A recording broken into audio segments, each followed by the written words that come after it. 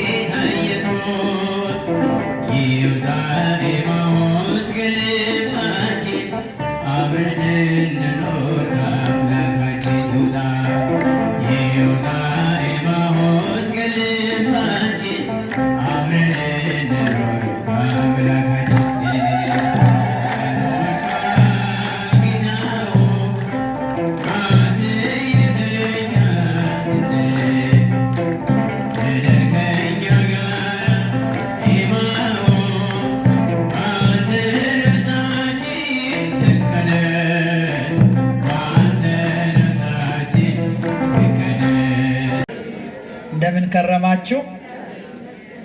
አሜን። የምስጋና ባለቤት የምስጋና ጌታ አምላካችን እግዚአብሔር ይመስገን ይመስገን ይመስገን እንድንለው አንደበታችንን አከናውኖልናልና ስሙ የተመሰገነና ከፍ ከፍ ያለ ይሁንልን። አንዳንድ ሴቶች አስገረሙን። የቅዱስ ሉቃስ ወንጌል ምዕራፍ 24 ቁጥር 22 ላይ አንዳንድ ሴቶች በሉ እስቲ አስገረሙን። ምን አደረጉን? ምኖች? ምን አይነት ሴቶች? አንዳንድ ሴቶች ምን አስደረጉን? አስገረሙን። በዚህ ቃል ላይ መድኃኔዓለም ክርስቶስ አድሮ እንዲያስተምረን ቅዱስ ፈቃዱ ይሁንልን። የሉቃስ ወንጌል ምዕራፍ 24ን ስናየው ስናጠናው የሚነግረን ስለ ክርስቶስ የሞትና ትንሣኤ በሰፊው እያብራራ ይልቁንም ዕለተ ዓርብ እሱ በሁለት ወንበዴዎች መካከል ከደም አፍሳሾች ከወንበዴዎች ጋር ተሰቅሎ እኛን ከቅዱሳን ከጻድቃን ጋር ሊደምረን በቀራንዮ የከፈለልንን ዋጋ አብራርቶ ክርስቶስ ወደ መቃብር ከወረደ በኋላ ያለውን የ3 ቀን የትንሣኤውንም ነገር ይነግረናል። በክርስቶስ ሞት ምክንያት በክርስቶስ ወደ መቃብር መውረድ ምክንያት ሕይወት አግኝተናል። እሱ ወደ መቃብር ሲወርድ እኛ ወደ ገነት ገብተናል። ክብር ይግባው መድኃኔዓለም። በእውነት ይሄን ያደረገ ጌታ ነው። ይሄን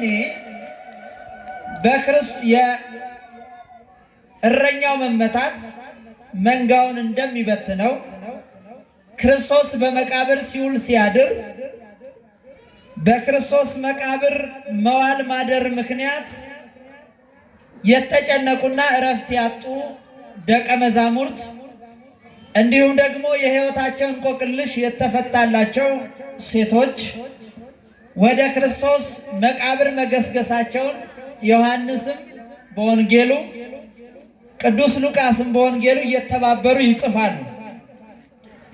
የክርስቶስን ሞት ወደ መቃብር መውረድ እንዲሁም ደግሞ ከነሱ ጋር አብሮ አለመኖር ያስጨነቃቸው ደቀ መዛሙርት ወደ ክርስቶስ መቃብር ገስግሰው ማልደው ሲሄዱ ከደቀ መዛሙርቱ መካከል እነ ቅዱስ ዮሐንስና ቅዱስ ጴጥሮስ ገስግሰው ሲሄዱ ጌታችን መድኃኒታችን ኢየሱስ ክርስቶስ በመቃብር የለም፣ ሕያው ሆኖ ተነስቷል።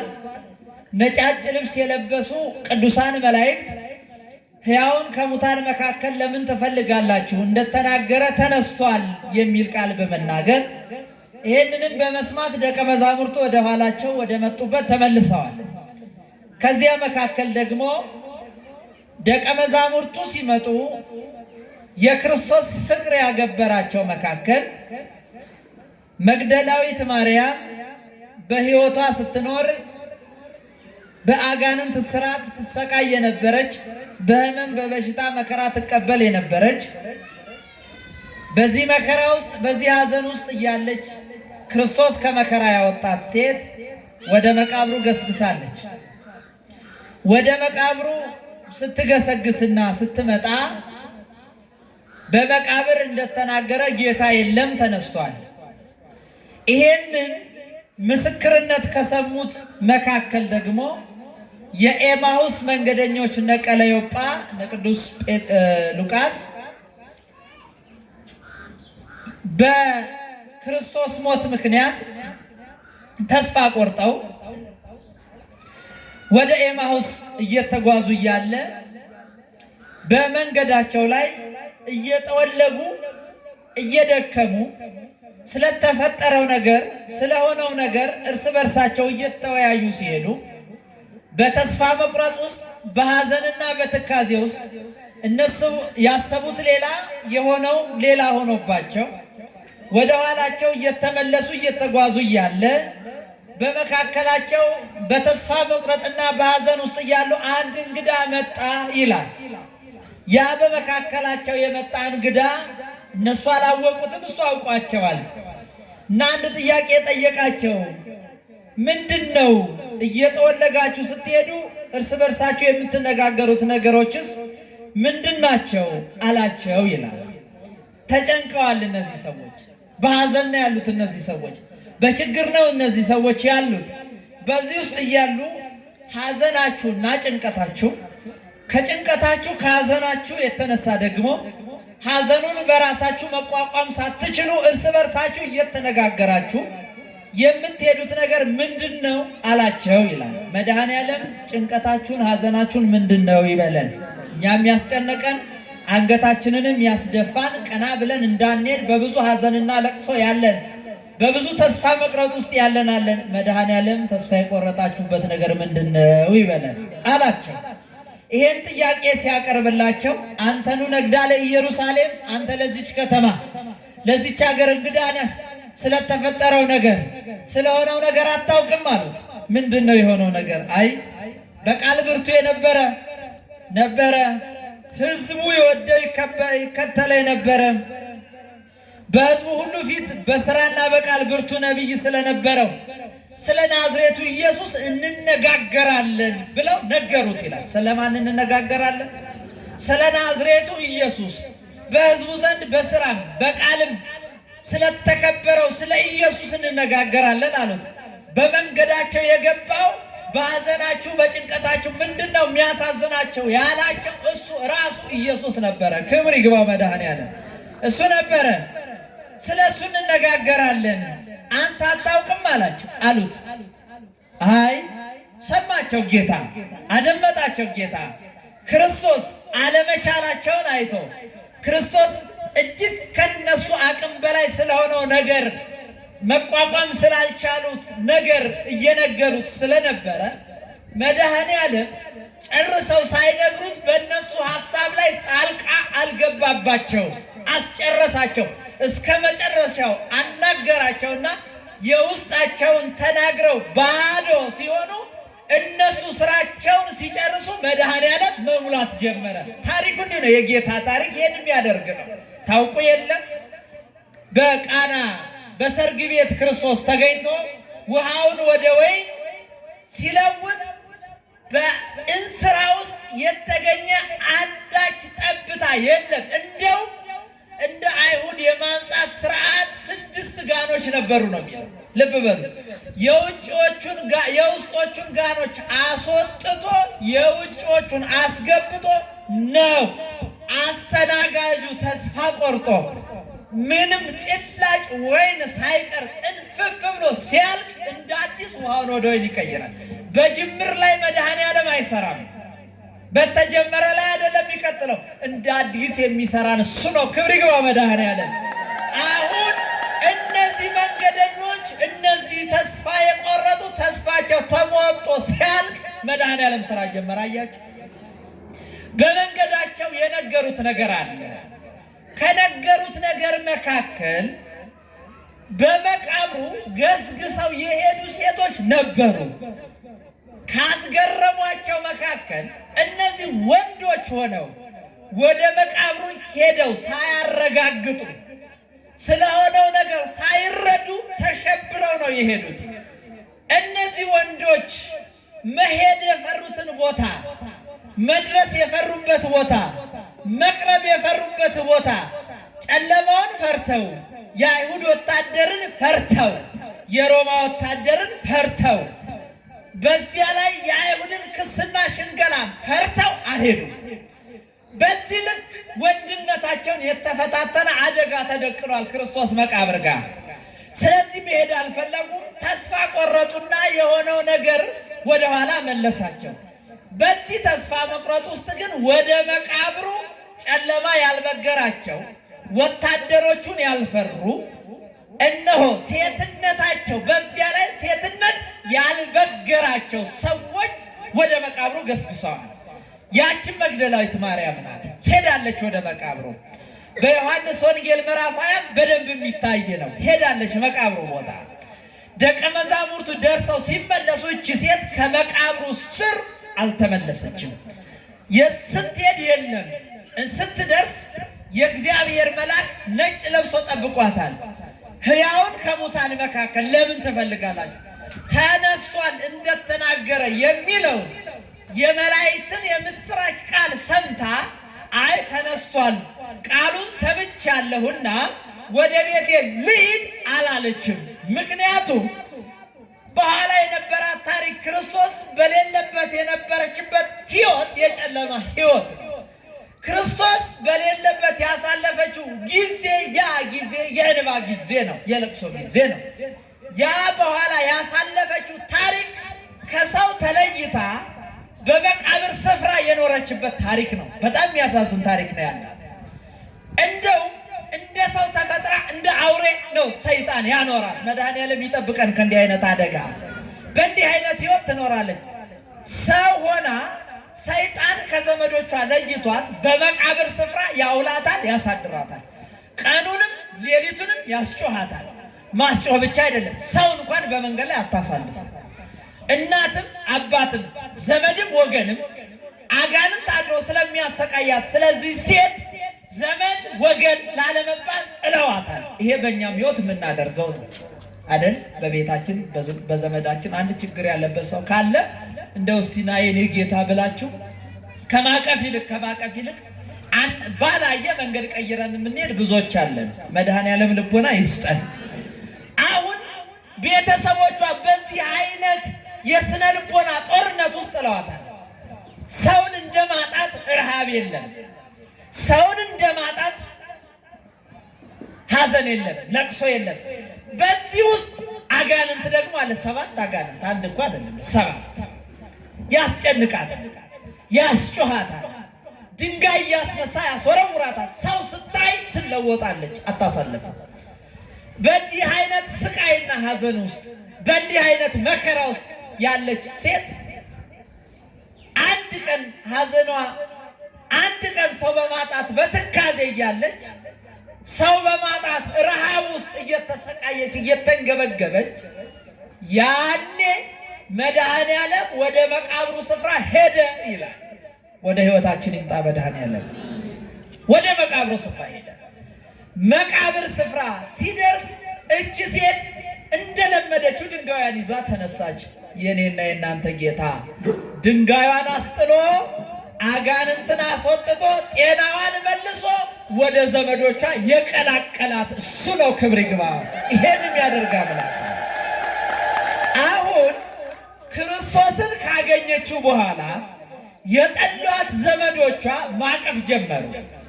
የናቋት ዘመዶቿ አቀረቧት። ሊያዩት ያልፈለጉ ወዳጆቿ ከእሷ ጋር መዋል ማደር ፈለጉ። ምክንያቱም ሞገስ ሆናት፣ ክብር ሆናት። ክርስቶስ ሞገስ የሆናትን ክብር የሆናትን ኢየሱስ ክርስቶስን ሳታገኝ ከመቃብሩ ስር እንዴት ትሂድ? አያችሁ፣ ችግር አለ በኋላ። ስለዚህ ክርስቶስ በሌለበት ወደ ኋላ መመለስ ጨለማ ነው። ሳላገኘው አልሄድም አለች። ምን ሳልለው? በማርያም ምን ሳልለው? እሱን ሳላገኝ እረፍት የለም፣ ሰላም የለም። ስለዚህ አለች መቃብሩ ስር ሆና ማልቀስ። ምን አይነት መታደል ነው! አስገረመቻቸው። ለዚህ እኮ ነው አንዳንድ ሴቶች አስገረመቻቸው። ማልቀስ መቃብሩ ስር፣ ማንባት መቃብሩ ስር። ሐዘኗን የተመለከተ ለቅሷን የተመለከተ አምላክ ያኔ ተገለጠላት ይላል። ምን አለላት? ምኗን አይቶ? እንባዋን አይቶ።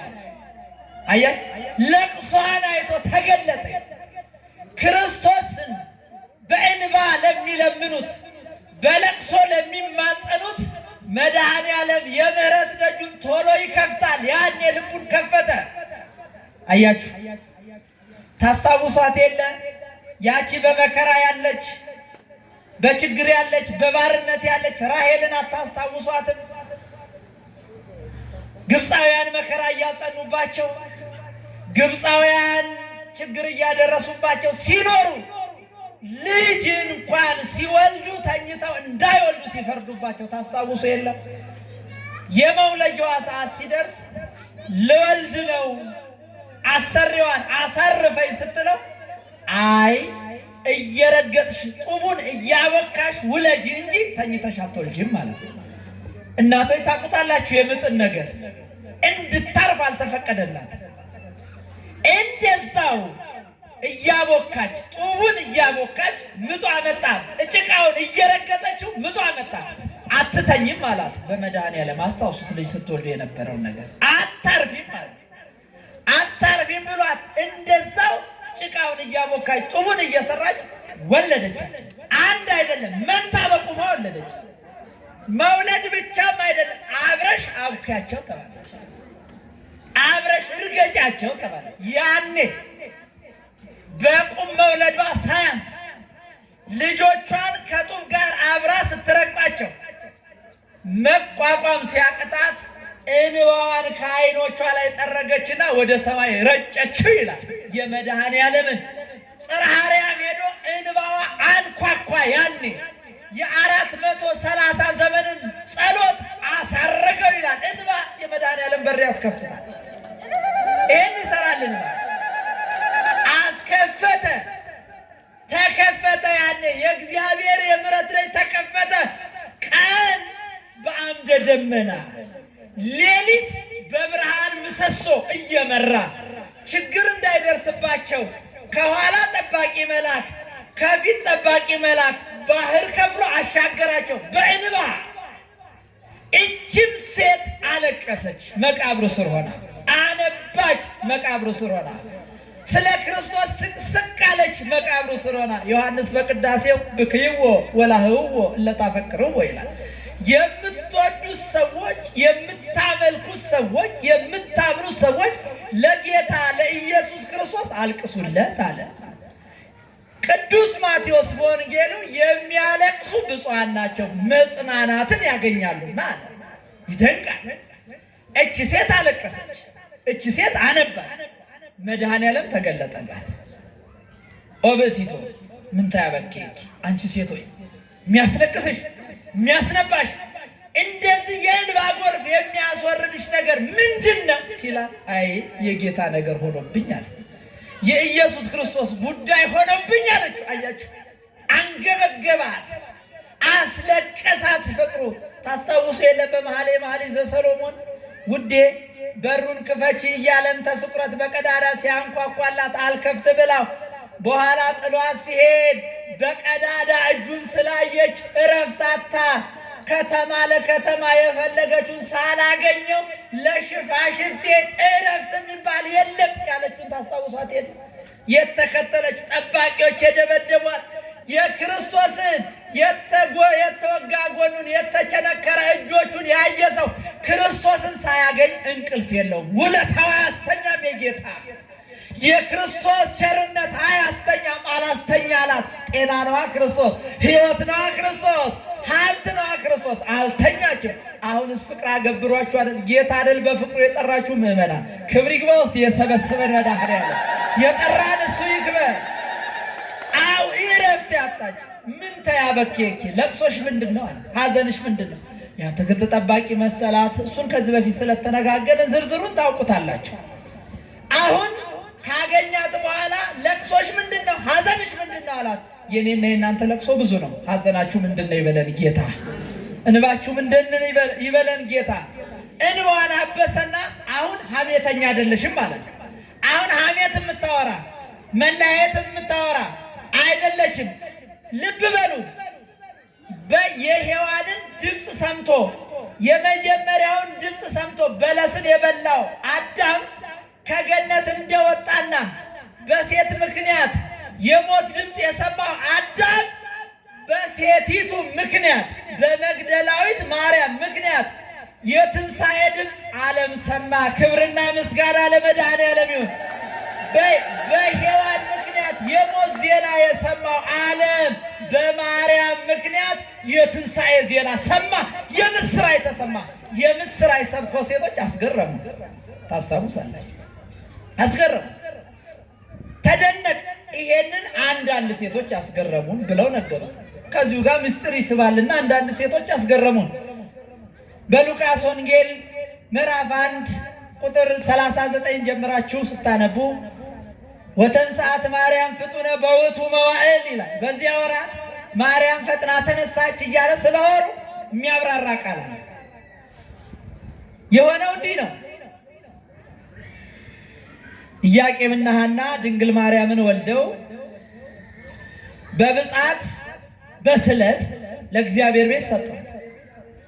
በእግዚአብሔር ቤት ስትኖር ቅዱስ ዳዊት እንደነገረን የአባቴሽን ቤት እርሺ፣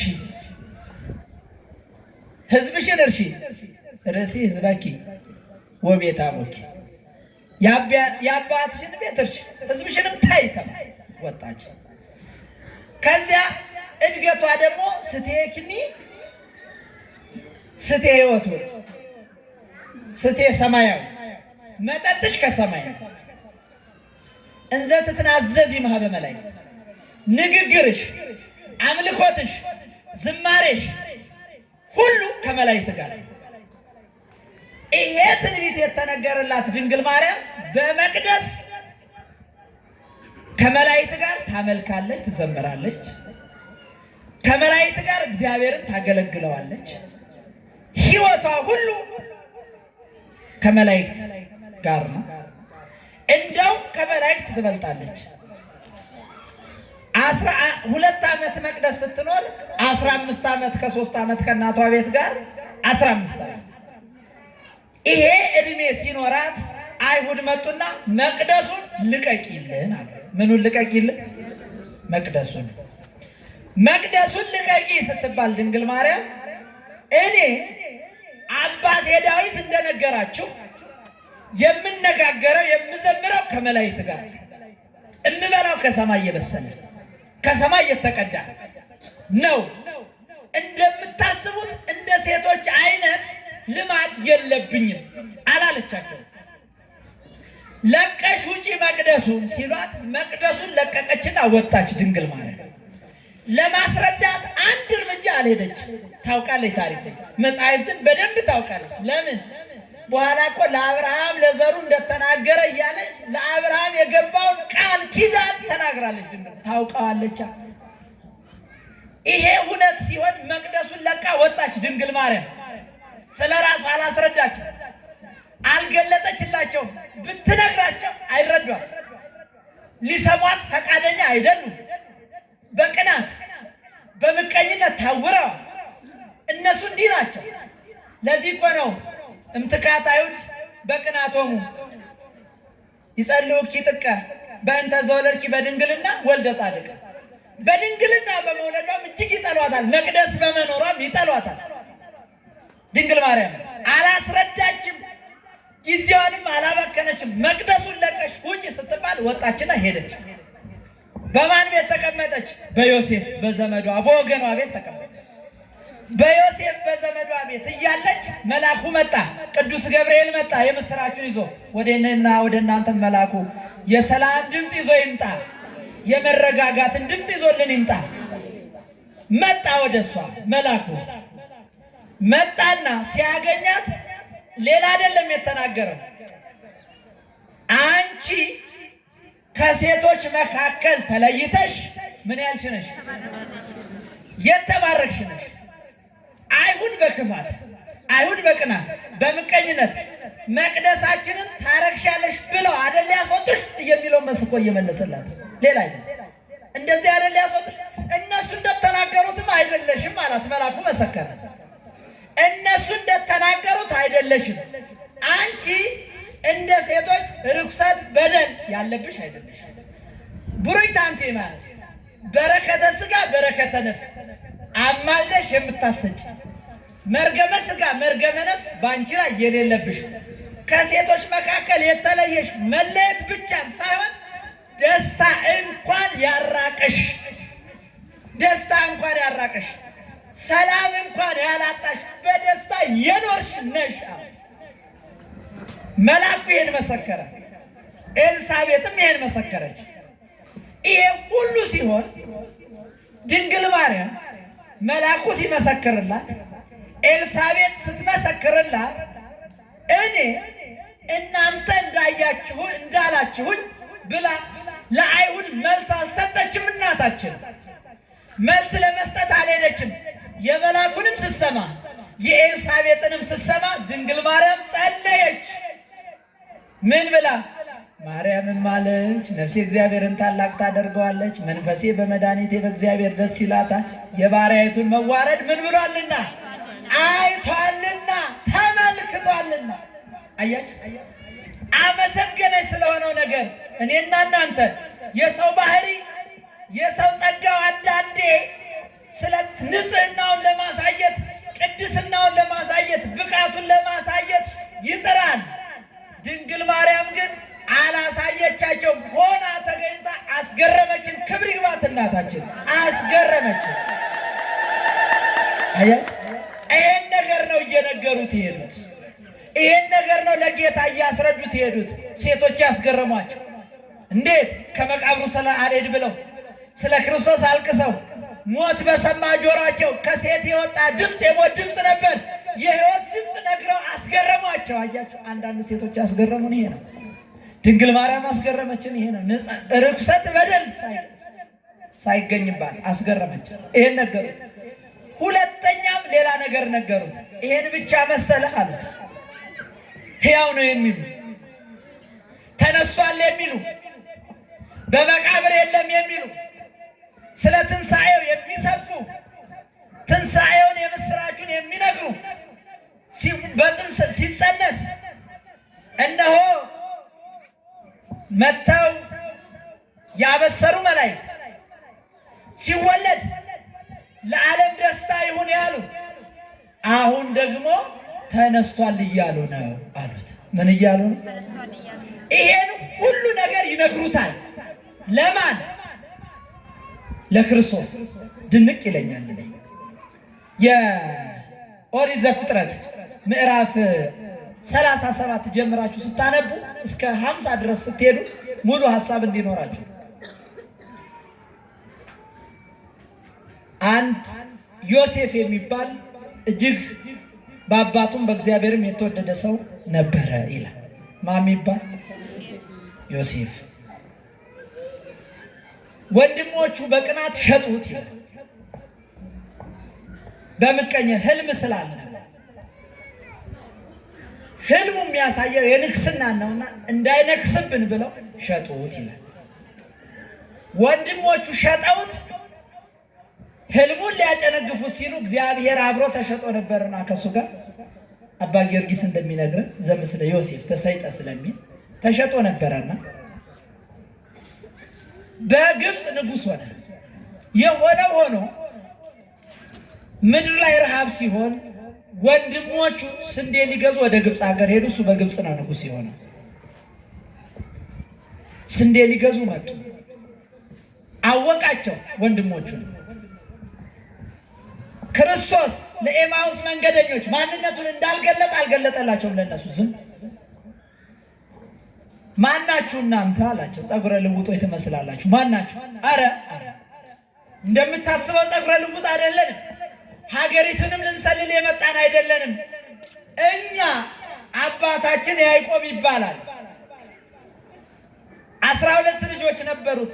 የሚገርምህ አንደኛው ወንድማችን ሞተብን፣ አውሬ በላው፣ አባታችንም ያለቅሳል በሱ ምክንያት ብለው ወንድሞቹ ሞቱን ለዮሴፍ ነገሩት። እየሰማችሁ ነው? መድኃኔዓለም ሐዘናችንን ይስማ። የኤማውስ መንገደኞች እየሄዱ መንገድ ላይ ክርስቶስ መጥቶ ሲያናግራቸው ሞቱን ለክርስቶስ ነገሩት። ብርቱ ነበር፣ ሞተብን ብለው ነገሩት። የዮሴፍ ወንድሞችም 12 ነበርን፣ ምን ታደርገዋለህ? አንዱ ወንድማችን ሞተ ብለው ነገሩት። ይደንቃል። አሁን የኤማውስ መንገደኞች ሄደው ባዷቸውን ቀርተው መጨረሻ ላይ ማዕድ ሲቆርሱ ጌታ ኢየሱስ ክርስቶስ ማዕዱን ቆርሶ ባርኮ ሲሰጣቸው ዓይናቸው ተከፈተ ይላል። ክብር ይግባው ለመድኃኔዓለም። ዓይነ ልቦናችንን ያብራል። ዓይናቸው ተከፈተና እንጀራውን ተቀብለው በልተው ሳይውሉ ሳያድሩ ተመለሱ ነው የሚለው። በእንጀራ ከፈተላቸው፣ ባርኮ ሲሰጣቸው የተጋረደው መጋረጃ ክርስቶስን አላሳያለው አላሳውቅ ያላቸው ተስፋ ያስቆረጣቸውን መጋረጃ ጌታ ኢየሱስ ክርስቶስ አነሳላቸው ይላል። በእኔና በእናንተ እንዳናየው ግርፋቱ እንዳይታየን የሾህ አክሊሉ እንዳይታየን የከፈለልን የሞተልን ዋጋ ብር ስለማይገዛን ከወርቅ በላይ ስለሆንን ከሀገር በላይ ስለሆንን የኔና የናንተ ዋጋ ሊሆን የሚችለው መለኮታዊ ደም ብቻ ስለሆነ እየሰማችሁ መድኃኔዓለም ይስማ። ዋጋችን የሚተመን ለሰው ልጅ ዋጋው ደም ነው። ለዚያውም የክርስቶስ ስለሆነ ይሄ የተከፈለልንን ዋጋ የጋረደብንን መድኃኔዓለም ባርኮ አይናችንን ያብራለን። ለዚህ ሀበነ እግዚኦ አዕይንተ አእምሮ ወትረ ኪያከ ይርአያ። አንተን የሚያይ አይን ምን አይነት የታደለ አይን! ምን አይነት የታደለ አይን ነው! አሁን የጌታን ስቅላቱን ግርፋቱን በቤተ መቅደስ መጥቶ የሚያይ አይን በወንጌሉ እያያችሁት ዋይዛንነሂ ቃለ ዘባሕቲትከ ይስማዕ ዘወትር እሱን ምን አይነት የተባረከ ጆሮ ነው! እናንተ ይህን የመሰለ ወንጌል የሚሰማ ጆሮ ክብር ይግባው። ለዚህ ስላበቃን ለዚህ ስለሰበሰበን አመስግኑት ጌታ። ሰይ አይናቸው በራ ተመለሱ ይላል። ዮሴፍም ወንድሞቹን ብዙ ነገር አለ መካከል ላይ ገብታችሁ እናንተ አጥሩት ሰዓትም ለመቆጠብ ወንድሞቹን አይቷቸው ሸጠውታል፣ ከአባቱ ለይተውታል፣ በአባት ናፍቆት ይሰቃያል። ወንድሞቹም ናፍቀውታል፣ በድለውታል፣ ገለውታል፣ ሸጠውታል። መጡ ተርበው፣ ጠላቶቹ ሆነው ተርበው መጡ ስንዴ ሊገዙ።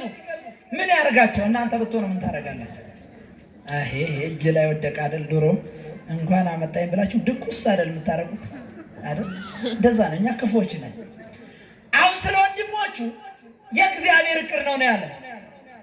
ለዚህ ቅዱስ ጳውሎስ እንዘ ጸሩነን አይደል የሚለው? ጠላቶቹ ሳለን እግዚአብሔር በልጁ ሞት ታረቀን ነው። ጠላት ሆነን ክርስትና እንዲህ ነው። ወዳጅን መውደድ ጠላትን ማፍቀር ነው ከክርስቶስ የተማረ። ገዳዮቹ ወንድሞች፣ ሻጮቹ ወንድሞች መጡ። አሁን ወንድሞቹን አይቶ እንዴት ይረጋጋ? ጥላቸው አይደለም ትዝ ያለው፣ መሸጣቸው አይደለም ትዝ ያለው፣ ሐሰት መናገራቸው በሕይወት እያለ ሞቷል እያሉ የሚናገሩት የወንድሞቹ የሐሰት ስብከት አይደለም መስማት ልቡን ያቆሰለው ምንድን ነው? ገብቶ ምግብ ሲሰጡት ዮሴፍ አልበላም፣ የእናቶቼን ልጆች ይዣቸው ሳልቀመጥማ ማዕድ አልበላም፣ የወይን ጠጅም አልጎነጭም አለ። አያችሁ ምን አይነት ወንድም መውደድ ነው! ምን አይነት ይቅር ማለት ነው! ምን አይነት የይቅርታ ልብ መኖር ነው! ሰው አድጎ ክርስቶስን ሲመስል ወዳጅን አይደለም ጠላትን ይቅር ይላል። እንዲህ አይነት ልብ መድኃኔዓለም ይስጠን። ይሄ ልብ ስላጣን አገርም ትታመሳለች፣ ዓለምም ይታመሳል፣ ቤተ ክርስቲያንም ትታመሳለች። አያችሁ ግልጹ ይሄ ነው፣ እውነታ ይሄ ነው። ይቅርታ ሁላችን አብጠን ተከምረን ተቀምጠናል። ዮሐንስ በስብከቱ እኮ ከፍ ያለው ዝቅ ይበል ነው ያለው። የተኮፈሱ ሰዎች ልባቸውን ያሳበጡ ዝቅ፣ የዘቀጡ ደግሞ ከፍ ይበሉ ነው ያለው። የሻከረው ይስተካከል ነው ያለው። የጠመመው ይቅና ነው ያለው። ይሄን ልቦናችን መድኃኔዓለም ያቅናል። ወንድሞቹን ሳያገኝ እንዴት ይብላ? እንዴት ይጠጣ?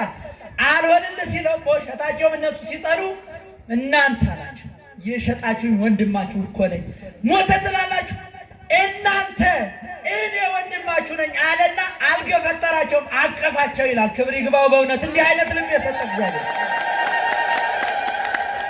እነሱ ግን በፊቱ እንዴት ይቁሙ? ስራቸው እንዴት ይቁሙ? ስራቸው ሳይሆን የወንድማቸው ይቅር ባይነት እንጀራ እንዲበሉ ከረሃብ ዘመን እንዲታገሱ አደረገ። ስራችን አይደለም። እኔና እናንተማ በጨለማ የምንሰራው በነጠላ ስር የምንሰራው ሰው ሳያየን ተደብቀን የምንሰራው በመድኃኔዓለም ፊት የሚያቀርበን ነገር አለ። በሱ ፊት ሞገስ እንድናገኝ የሚያደርግ ምን አለ? የለንም። በቸርነቱ አይደል እንዲህ የሰበሰበ? አያችሁ፣ የቸርነቱ አይደል እንዲህ ያደረገ? ይህን ቸርነት ያሰባችሁ ከድንግል ማርያም የተማራችሁ ከሐዋርያትም የተማራችሁ ቤተ ክርስቲያን ያስተማረ ያስገረማችሁን የልደታ ክርስቲያን ይህንን ቃል በሕይወት እንድትኖሩት መድኃኔዓለም ይርዳችሁ። ይቆየን።